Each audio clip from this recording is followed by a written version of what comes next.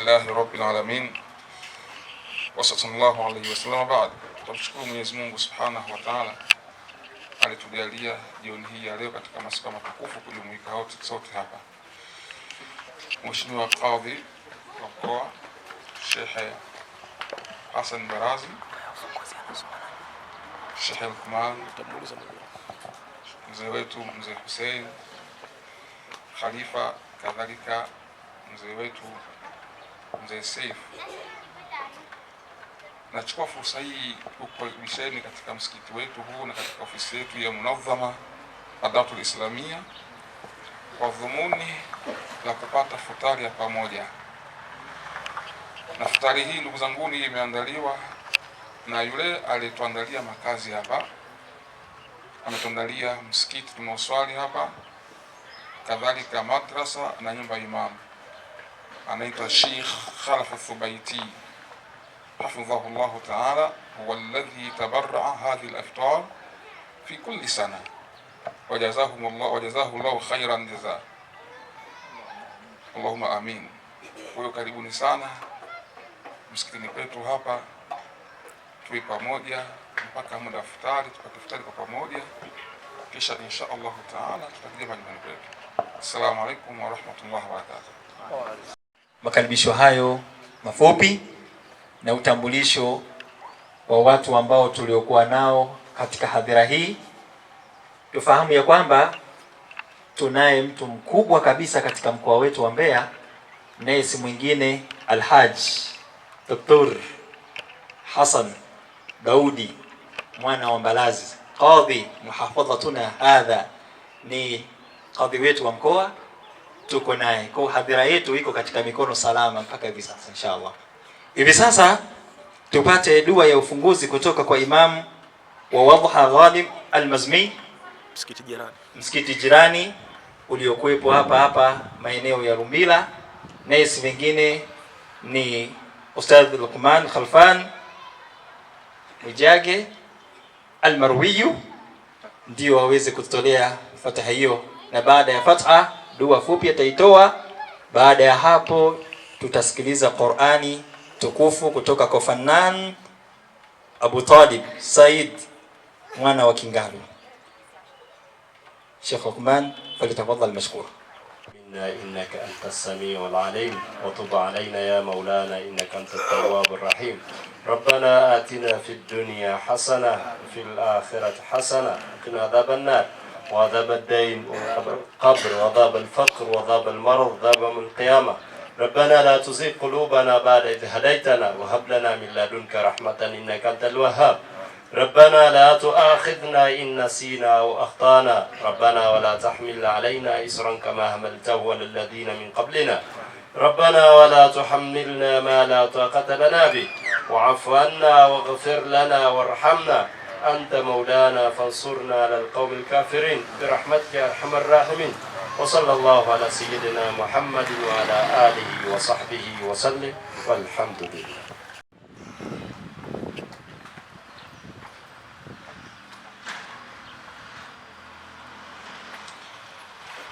أعوذ بالله من الشيطان الرجيم.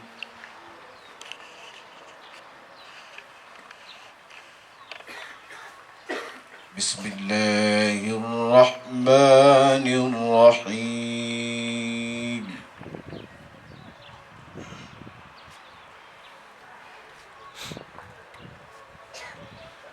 يا أيها الذين آمنوا كتب عليكم الصيام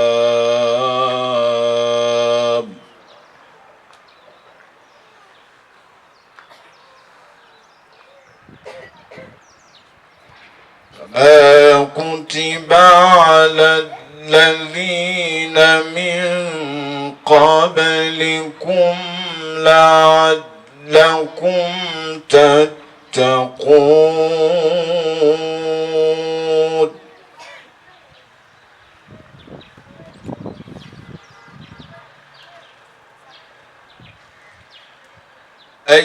أياما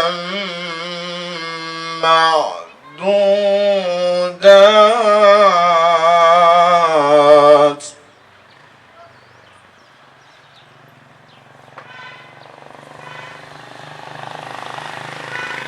من كان منكم مريضا أو على سفر فعدة من أيام أخر.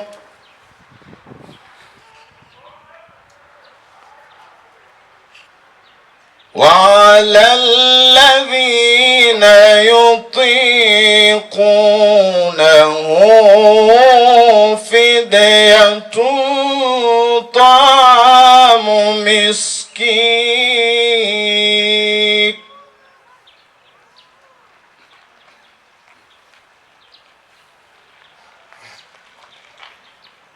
فمن تطوع خيرا فهو خير له، وأن تصوموا خير لكم إن كنتم تعلمون.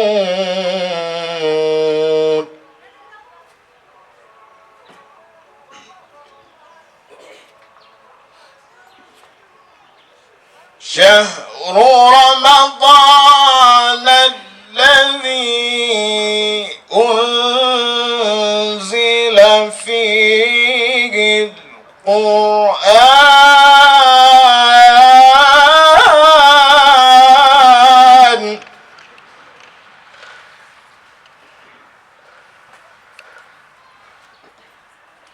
هدى للناس وبينات من الهدى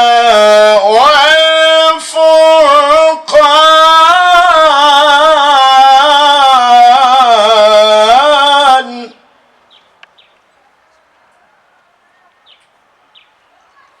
فمن شهد منكم الشهر فليصم.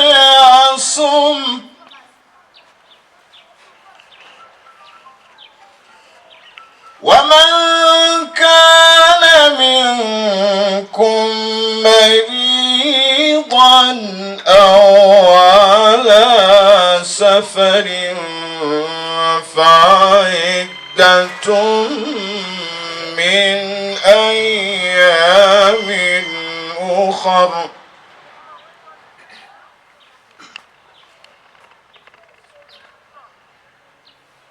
يريد الله بكم اليسر ولا يريد بكم العسر ولتكملوا العدة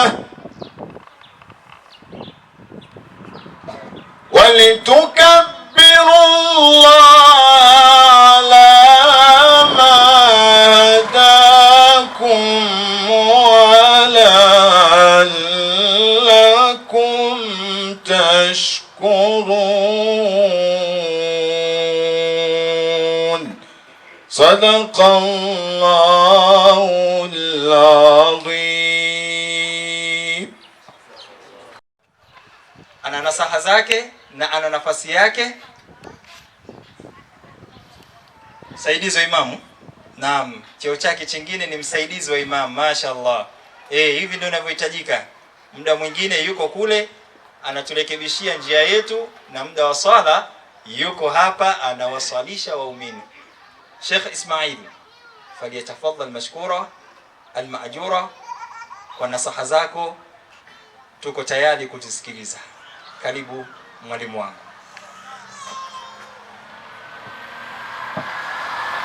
Assalamu alaykum wa rahmatullahi wa barakatuh.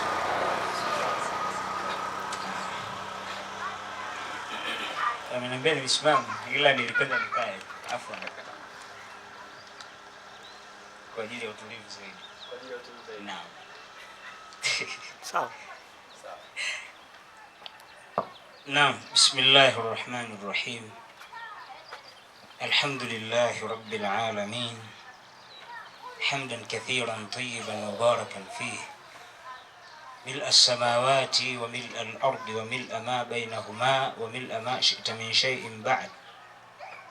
أهل الثناء والمجد أحق ما قال العبد وكلنا لك عبد. والصلاة والسلام الأتمان الأكملان على بشير النذير سراج منير نبينا محمد وآله وصحبه ومن سار على نهجهم واقتفى أثرهم إلى يوم الدين.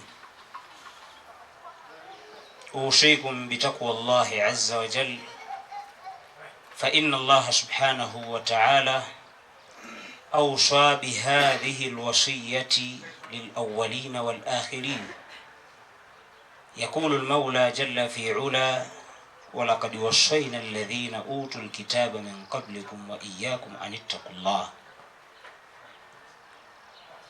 Ndugu zangu, baada ya kumhimidi Allah subhanahu wa ta'ala, kadhalika kustaka swala na salama kwa mtume wetu Muhammadin sallallahu alayhi wasallam,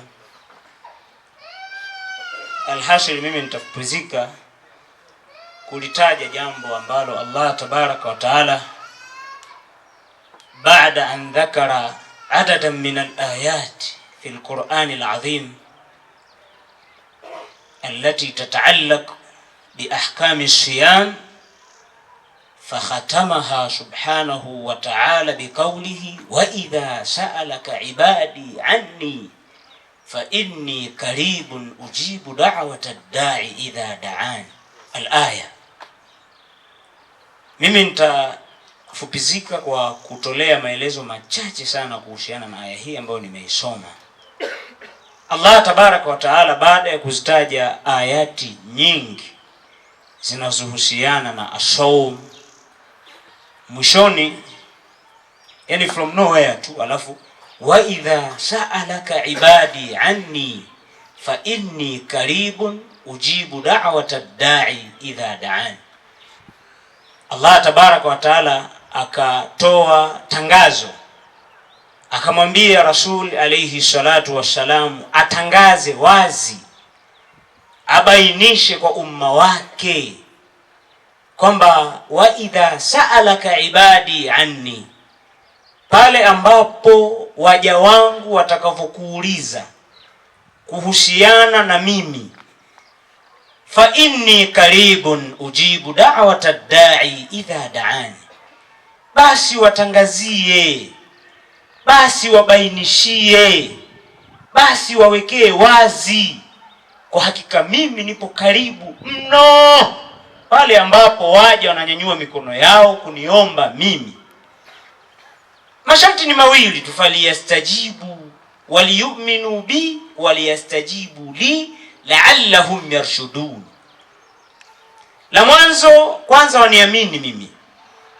Hilo ni la kwanza, waniamini kwa maana waisadikishe hii sheria yangu, alladhi unzila ilayhim, sheria ambayo inashuka kwao, sheria ambayo ni al-Qur'an al-azim. Kwa sababu ukitizama aya za nyuma utaona shahru ramadhana alladhi unzila fihi al-Qur'an hudan lin-nas wa bayyinatin min al-huda, mpaka mwisho.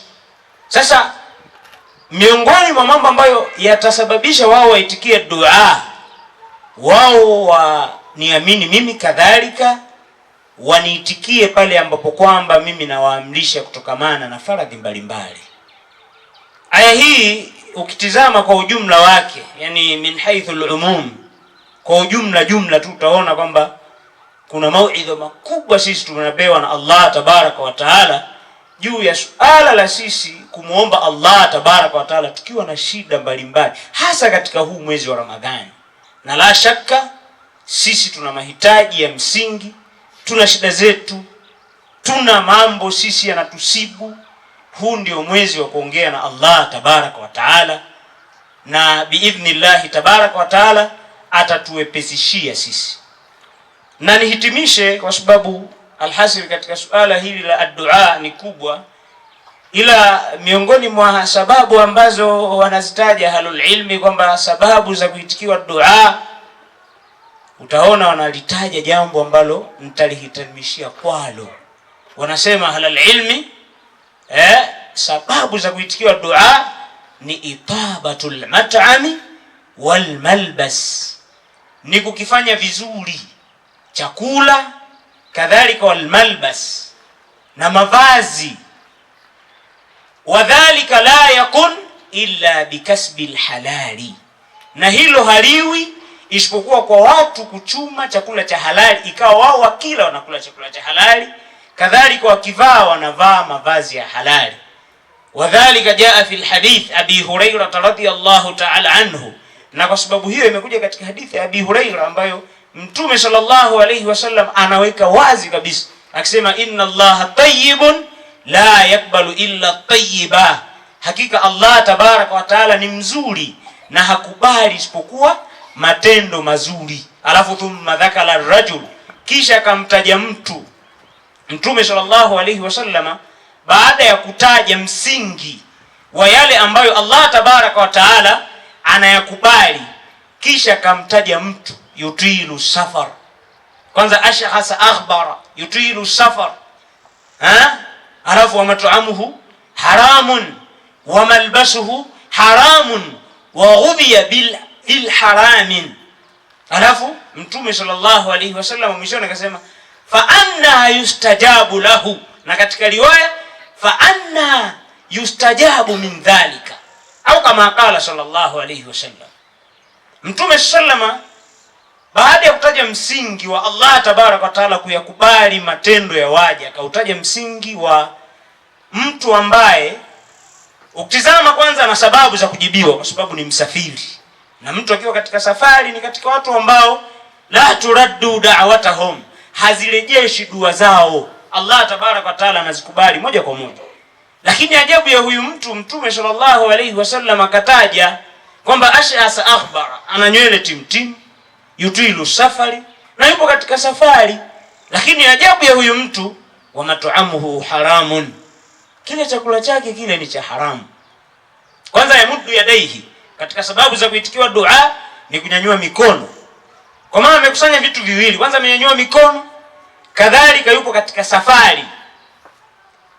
Lakini wa mat'amuhu haramun, alafu wa malbasuhu haramun wa ghudhiya bil haramun fa anna yustajaba lah.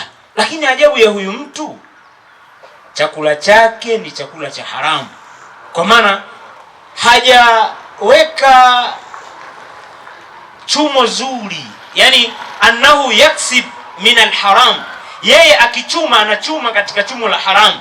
Bidhalika, kwa sababu hiyo Mtume sallallahu alayhi wasallam anamstajabu huyu kunako na kujibiwa.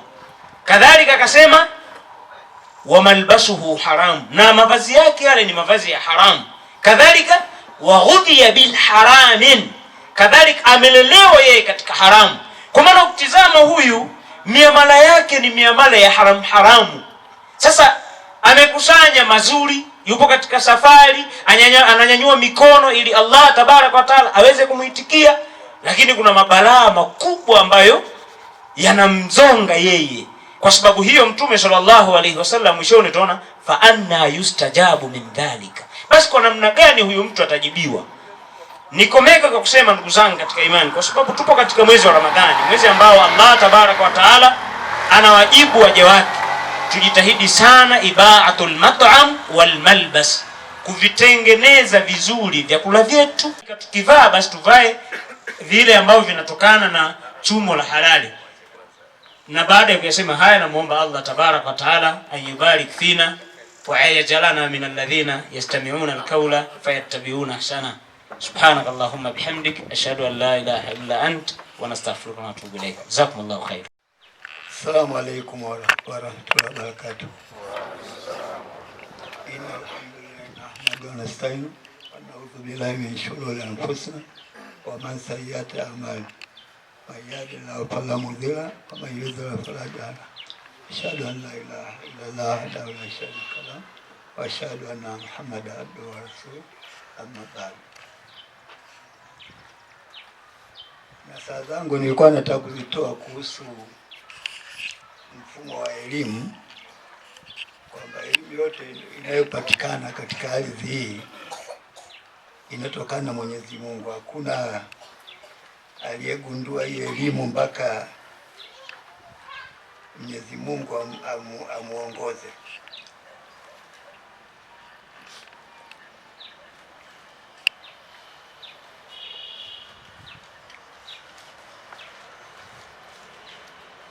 Nieleze tu mfumo ambao anatoa Mwenyezi Mungu katika elimu, na atoe elimu kwa mtu yoyote. Kwanza anaanza kutoa elimu kwa mitume wake. Mtume yoyote ndio analeta kitu katika umma wake cha manufaa, kuwafundisha kila kitu kama ufundi, ibada, vitu vyote anafundisha ni mtume. Na umma wetu Mtume Muhammad sallallahu alaihi wasallam ndio ametuletea kila kitu kwa idhini ya Mwenyezi Mungu, na hakuna anayemfikia. Kwanza ni kiumbe bora kuliko viumbe wote, na akili yake ni pana, hakuna anayemfikia, kwa sababu binadamu wa kawaida anaweza jua vitu 10 tu au akajua vitano, lakini mtume anajua vitu karibuni vyote anavyojua binadamu kwa kuelekezwa na Mwenyezi Mungu. Sasa nilikuwa nataka nianze, elimu inaanzia wapi? Naanza na baba yetu Adam.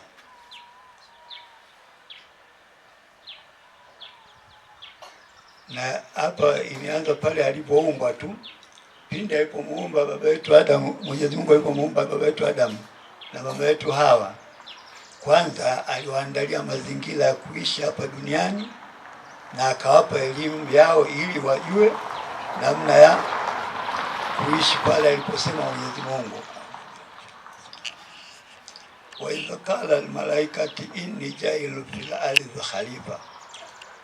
Pale aliposema Mwenyezi Mungu kuambia malaika, mimi sasa nataka kujalia khalifa katika ardhi. Khalifa manake mtawala, anatawala kila kitu, anaweka sera za kila kitu, unaona, na matumizi ya kila kitu. Malaika waliuliza kwa Mwenyezi Mungu kuhusu baba yetu Adam anapoumbwa, kwamba maki wenyewe waliona kwa swala la ibada zaidi, kwamba huyu kiumbe anaweza kuabudu Mwenyezi Mungu kama sisi, lakini hawakuangalia mazingira yale. Kuna vitu vimeumbwa kabla ya binadamu ambao malaika wenyewe hawatumii. Kwa hiyo ndio maana elimu ya malaika pale ilishindwa kuja upande wa pili, wake wanaona mahindi, wanaona wanyama na nini, lakini wenyewe hawatumii. Sasa Mwenyezi Mungu kawatangulia, kumbe kaumba hivyo kwa ajili kuna mtu atakayetumia. Kwa hiyo pale malaika walipo nani, Mwenyezi Mungu Mwenyezi Mungu akaambia kueleza malaika kwamba yeye ni mjuzi zaidi, unaona, na ndio maana akamleta Adam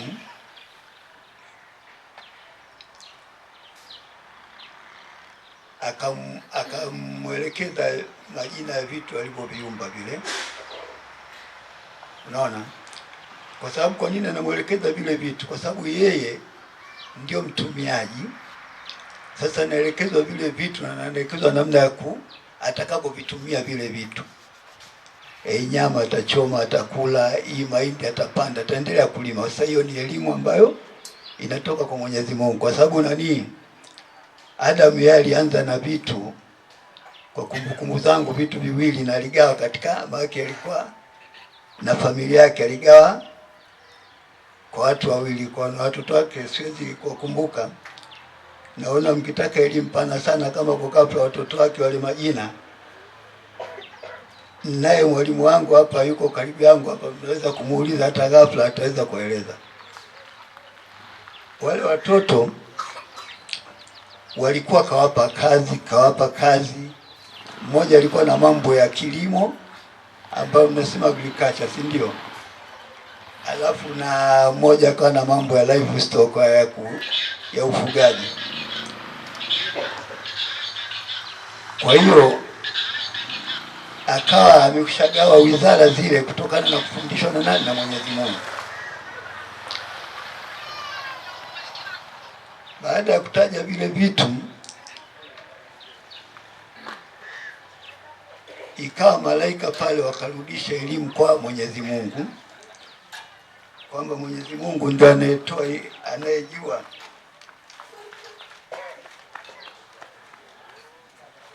zaidi.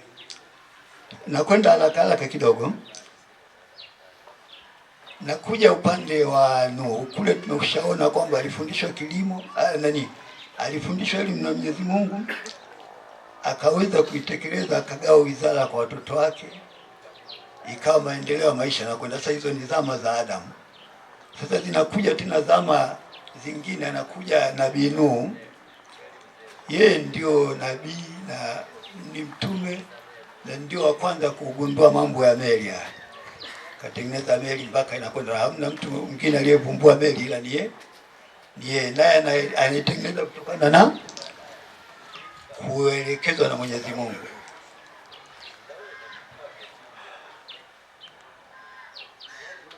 Na aliweza kusafiri nayo katika maji hiyo meli, ikapita mawimbi makubwa sana kama inavyosema ndani ya Qur'an, mawimbi mazito yalikuwa kajibalo kama milima vile, ikawa inakatisha ile meli inapita.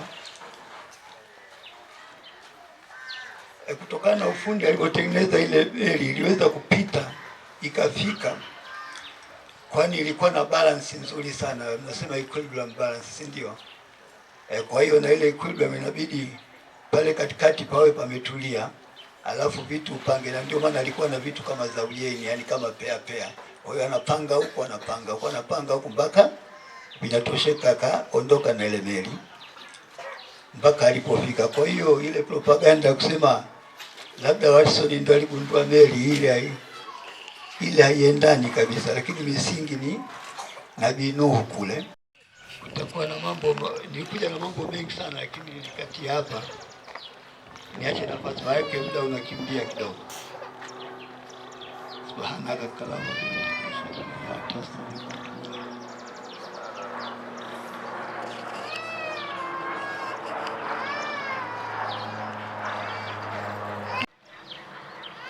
zilikuwa ni chache mno. Hivyo basi tutamuomba Mheshimiwa Kadhi kimpendeza atuandalie muhadhara, ambao huo muhadhara na mzee Hussein atakuwepo hapo kwa ajili ya kuweza kutabahari. Ni bahari kubwa kabisa katika masafa ya ilmu, na ndio maana mpaka hivi leo sisi tunakwenda haraka kutokana na muda wetu. Niweze kumkaribisha الدكتور الحاج قاضي المحافظة Sheikh Hassan Daudi Barazi aweze kutoa nasaha zake katika siku hii ya leo. Mheshimiwa Shekhe, hadhira ni ya kwako. Mimi nasimama au ruksa yote? Ruksa. Mara nyingi mimi huwa siogopi hadhira. Takbir. Mimi nazozungumza napenda niwaone wale wanaozungumza nao. Mashaallah. A'udhu billahi minash shaitani rajim. Bismillahir rahmanir rahim. Alhamdulillahi alladhi hadana lihadha wama kunna linahtadiya laula an hadana Allah. Wassalatu wassalamu ala rasulillah Muhammad bin Abdullah wa ala alihi wa sahbihi wa man tamassaka bi sunnatihi ila yaumiddin. Sheikh Siasa Chanzi, Sheikh wa kata yetu hii tuliopo, Sheikh Yahya, Sheikh wa kata, Sheikh Lukman, imamu wa msikiti jirani, mzee wetu Sheikh Hussein, lakini vile vile Sheikh Ismail, imamu wetu wa Mbalizi, vijana wa vyuo, mabibi na mabwana, assalamu alaikum wa rahmatullahi wa barakatuh. Baada ya kumshukuru Allah subhanahu wa ta'ala na kumtakia rehma na amani kipenzi cha umma mtume wetu Muhammadin sallallahu alayhi wasallam, ndugu zangu, tumshukuru sana Allah kwani kufika 10 la pili imempa fursa. Sasa mwezi mtukufu wa Ramadhani ni fursa kubwa sana ambayo sisi Waislamu laiti tungeijua na kuitumia fursa hii, basi tutakuwa tofauti na matarajio yetu. Kuna fursa nyingi ambazo zipo katika mwezi mtukufu wa Ramadhani ambazo tukizitumia tutafaidika. Fursa ya kwanza ya Ramadhani Mwenyezi Mungu ameieleza moja kwa moja katika Suratul Bakara aya nambari 183. Mwenyezi Mungu anasema, ya ayyuhalladhina amanu kutiba alaykumus siyamu kama kutiba ala alladhina min qablikum la'allakum tattaqun. Fursa ya kwanza ya Ramadhani ni kwamba watu kuwa wacha Mungu. Ucha Mungu, ndugu yangu, ni fursa. Sio kila mtu anaweza kuwa mcha Mungu, na ucha Mungu ni kitu cha maana. Yaani katika dunia hii mtu mcha Mungu ndio mtu wa grade ya kwanza kabisa. Mtu ambaye hana chochote lakini anamcha Mwenyezi Mungu, huyo ndio ambaye ana maana sana kuliko mtu mwingine. Mtume Muhammadin sallallahu alaihi wasallam anasema, al-kayyisu man dana nafsahu wa amila lima baada al-maut. Yaani ile kufanya mambo kwa ajili ya baada ya umauti ni ucha Mungu. Na anasema Mtume Muhammadin kwamba huyo ndio mwenye akili. Kwa hiyo fursa ya kwanza ni kuwa wacha Mungu. Ramadhani mtu anakuweje mcha Mungu kuliko miezi mingine? Ndiyo, kwa sababu ucha Mungu huwa unapimwa kwa viwango vya utendaji. Mtu anayetenda sana ndio mcha Mungu zaidi kuliko yule anayetenda kidogo akiwa na nia, akiwa na imani sahihi. Sasa mwezi wa Ramadhani tendo moja dogo linahesabiwa mara nyingi. Kwa hiyo Ramadhani inamfanya mtu aliyefanya vizuri kwenye Ramadhani anakuwa sawa sawa na mtu aliyefanya miaka mingi. Ndani ya Ramadhani mtu akiswali swala ya faradhi analipwa mara 70. Mtu akiswali sunna analipwa faradhi. Mtu akipata vizuri Lailatul Qadr sawa sawa na miaka 83 na miezi 4. Takbir. Kwa hiyo Ramadhani ni fursa. Fursa ya kwanza ni kwamba unakuwa mcha Mungu. Mwenyezi Mungu atujalie tuwe wacha Mungu. Lakini Ramadhani vile vile ni fursa kubwa sana ya nini? Ya mtu kukubaliwa dua. Mwezi wa Ramadhani, miezi mingine yote mtu anaweza kukubaliwa dua, lakini katika mwezi wa Ramadhani dua zinakubaliwa sana. Mwenyezi Mungu anasema katika Suratul Bakara hiyo hiyo aya nambari 186 ambayo shekhe wetu Ismaili hapa ametusomea. Mwenyezi Mungu anasema, wa idha sa'alaka ibadi anni fa inni qaribu ujibu da'wata da'i idha da'ani falyastajibu li waliyu'minu bi. Mwenyezi Mungu anasema, wakikuuliza waja wangu kuhusiana na mimi, waambie nipo karibu, najibu maombi ya muombaji pindi anaponiomba. Kwa hiyo mwezi wa Ramadhani ni mwezi ambao ndani yake kuna fursa ya kukubaliwa dua zaidi. Takbir. Takbir. Yani mwezi wa Ramadhani ni fursa. Lakini mwezi wa Ramadhani ndio mwezi pia mtu akifanya ibada ya ukarimu kama hivi ambavyo tunavyofanya. Huyu Sheikh Thubaiti anafanya ukarimu wa kutufutarisha katika mwezi wa Ramadhani, ni fursa. Kwa nini? Ndivyo alivyokuwa Bwana Mtume Muhammadin sallallahu alaihi wasallam katika hadithi iliyopokewa katika Bukhari na Muslim. Anasema kwamba Mtume Muhammadin sallallahu alaihi wasallam kana ajwadun nas wa kana ajwad ma yakunu fi Ramadhan.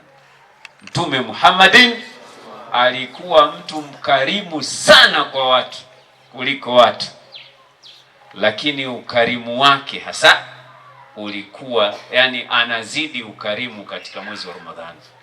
Kwa hiyo shime alaikum, ndugu zangu Waislamu, ni kosa kubwa sana ni kosa kubwa, tuseme ni kosa kubwa sana. Ramadhani hujawahi kufutarisha. Wengi katika sisi, inna lillahi, tunapenda sana kupokea, hatupendi kutoa. Na katika mwezi wa Ramadhani tumefundishwa kwamba ukishindwa kutoa basi toa hata kokwa ya tende. Takbir! Kwa hiyo hakuna ambaye hawezi kufutarisha, na tukaambiwa hata ikiwezekana toa hata maji tu, mpe mwenzio aftari. Na Mtume Muhammadin sallallahu alaihi wasallam anasema yadul ulia khairu min yadi sufla, mkono unayotoa ni bora kuliko unaopokea. Ukijiweka kwamba we ni mpokeaji miaka yote na utapokea mpaka unatoka hapa duniani, inna lillahi inna lillahi. Tujitahidi tuwe tunatoa, na katika kipindi kizuri cha kutoa ni kipindi hiki cha mwezi mtukufu wa Ramadhani. Tutajitahidi inshallah, tutajitahidi inshallah.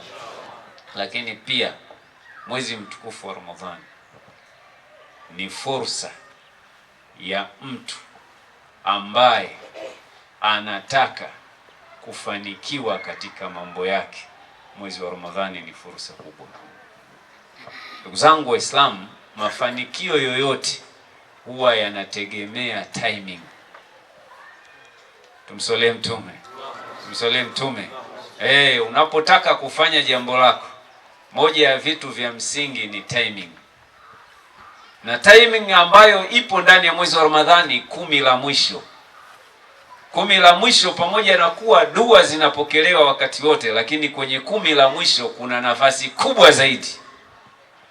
Na nafasi hiyo inapatikana katika usiku wa Lailatul Qadr. Na ule usiku wa Lailatul Qadr ambao ndio usiku wenye thamani kubwa, hatutafuti siku ile. Tumsalie Mtume. Ng'ombe huwa hanenepi siku ya mnada. Tuseme ng'ombe hanenepi siku ya mnada. Ng'ombe hanenepi siku ya mnada. Hiki kipindi ambacho ndipo tumo mwanzoni, ni wajibu wetu kujitahidi kufanya ibada nyingi. Ziko ibada kama tarawih, ziko ibada sunna kama dhuha, ziko ibada kama witri, tahajjudi. Tuzifanye hizo. Tutakapofika siku hizo kwenye 10 la mwisho, basi tunakuwa na nafasi zaidi ya kuweza kuiona Lailatul Qadr au kuipata Lailatul Qadr, ili Mwenyezi Mungu atujalie tupate heri. Tutajitahidi inshallah.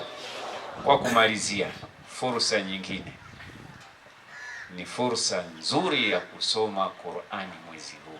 Takbir! Mwenyezi Mungu anasema katika suratul Baqara aya nambari 185, anasema shahru ramadhana alladhi unzila fihi alquran hudan linasi wa bayinati min alhuda wal furqan. Mwezi wa Ramadhani ndio mwezi ambao imeteremshwa Qur'an, ikiwa ni mwongozo kwa watu na kipambanuzi cha miongozo. Kwa hiyo ndani ya mwezi huu kusoma Qur'ani ni vizuri sana na ni faida kubwa sana, na utakuta wale wasomaji wa Qur'ani wenyewe wanajua, mdogo wetu huyo, kwamba ndani ya Ramadhani Qur'ani unapoisoma ladha inaongezeka na wepesi unapatikana. Takbir! Takbir! Kwa sababu ndio wakati wake. Na watu wachovu katika nchi za wenzetu, tumsalie Mtume, amehitimisha mara chache, mara 5, lakini watu wanahitimisha mara 10, mara 15 ndani ya Ramadhani. Wanasoma Qur'ani kweli kweli. Mtu akiingia alfajiri msikitini anatoka saa 3, saa 4, akienda huko, akirudi adhuhuri ana mpaka alasiri, anaenda anapumzika, anaenda kusikiliza darasa za Qur'ani tafsiri. Nchi za wenzetu, unajua katika usomaji kila nchi ina tofauti. Nchi zetu kwenye usomaji tuko kiwango cha chini. Mwenyezi Mungu atunyanyue inshallah. Mwenyezi Mungu atuongoze inshallah. Tuwe tunasoma Qur'an, na Qur'ani ina faida nyingi. Kwa kumalizia, Nimesema kwamba mwezi wa Ramadhani ni fursa na nimezitaja fursa 5. Fursa ya kwanza ni mtu kuwa mcha Mungu. Fursa ya pili ndiyo kipindi cha dua. Fursa ya 3 kipindi cha wepesi katika kufanya ibada. Fursa ya 4 ni kipindi ambacho Qur'ani inasomwa sana. Wa ila huna kafal makal. Assalamu alaikum wa rahmatullahi wa barakatuh. Nisiwe mwizi wa fadhila, nimshukuru sana MC, lakini nimshukuru Sheikh Ismaili msemaji wa kwanza, nimshukuru Sheikh Huseni mkongwe wa Mbeya hii. Huyu yupo Mbeya wakati Mbeya tunapishana nazo nguruwe misikitini. Inna lillahi, alikuwepo huyu pale Mafiati pale. Ilikuwa si ajabu kukutana na nguruwe kiingia msikitini, lakini kukuta ulezi kwa ajili ya pombe umeanikwa pale nje. Tumeyaona hayo Mbeya, lakini leo tunaziona hijabu hivi. Tunashukuru sana. Takbir, Allah takbir. Mwenyezi Mungu atuhifadhi, Mwenyezi Mungu atujalie barakatuh. Kama kwa hakika ninachukua fursa hii kutuwashukuru kwa dhati kwa mliohudhuria katika iftari. Iftari yetu kama nilivyosema la kwanza imeandaliwa na Sheikh Khalaf Thubaiti hafidhahu Allah ta'ala, huwa alladhi tabarra'a hadha al-iftar fi hadhihi as-sana was-sanawat al-madiyah. Nahnu nashkuruhu wa nad'u Allah azza wa jalla an yutila umraha. Mzanguni, kama alivyosema kakaangu Sheikh Yahya kwamba bila nyinyi tusingefanikisha jambo swala letu hili. Huyu ndugu yetu katika imani Sheikh Khalaf Thubaiti kutoka Saudia, yeye ndiye ambaye alinunua kikiwanja. Ametoka alipotoka kaja mji wa Mbeya, akanua ardhi, akajenga msikiti, akajenga madrasa na akajenga nyumba ya imamu. Na tangia afungue msikiti huu kila mwaka anafanya zoezi hili la kuchangala usiku moja kiuchache. Kwa hiyo ni jambo la Allah, tunamuomba amzidishie. Lakini vile vile nyinyi pia, bila nyinyi tusingefanikiwa. Kwa hiyo nyinyi mhudhuria hapa, mmeacha shughuli zenu, harakati zenu, futari kula na familia yako, kaja hapa kuitikia wito huu. Mimi binafsi nasema Mwenyezi Mungu akumekia la kheri. Baada ya kusema haya, nirudishe maiki kwa mshirikishaji wetu atupe mwongozo ya kuendea hiyo futari ambayo iliyoandaliwa. Assalamu alaikum wa rahmatullahi wa barakatuh. Alhamdulillahi rabbil alamin, thumma salatu wassalamu ala rasulillahi sallallahu alaihi wasallam. Allahumma ya Allah taqabbal minna innaka antas samiul alim wa tub alaina ya maulana innaka antat tawwabur rahim. Allahumma arina al-haqqa haqqan warzuqna ittiba'ahu wa arina al-batila batilan warzuqna ijtinaba birahmatika ya arhamar rahimin. Allahumma ati nufusaha taqwaha wa anta khairu man zakaha wa anta waliyuha maulaha birahmatika ya arhamar rahimin. Allahumma sahhil lana ma nuridu wa najina mimma nakhafu bifadlika ya latif. Sallallahu ala sayyidina Muhammad wa ala alihi wa sallam. Alhamdulillah. Shukran. Walhamdulillah.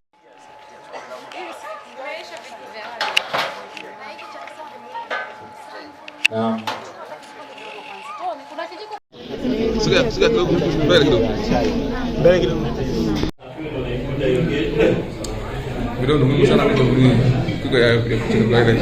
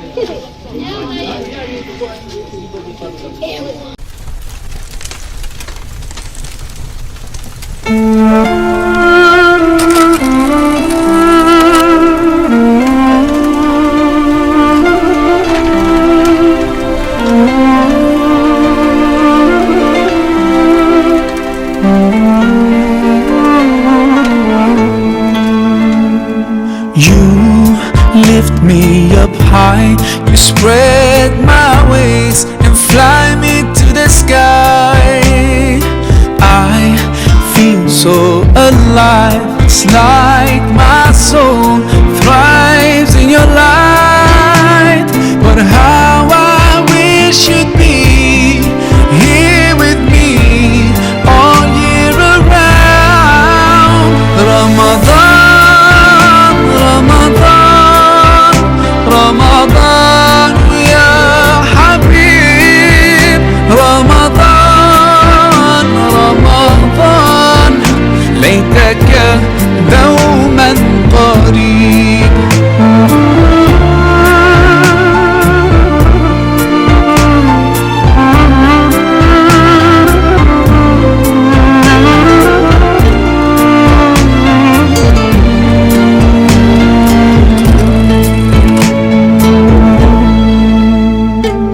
Love is everywhere, so much peace fills up the air. Ramadan, month of the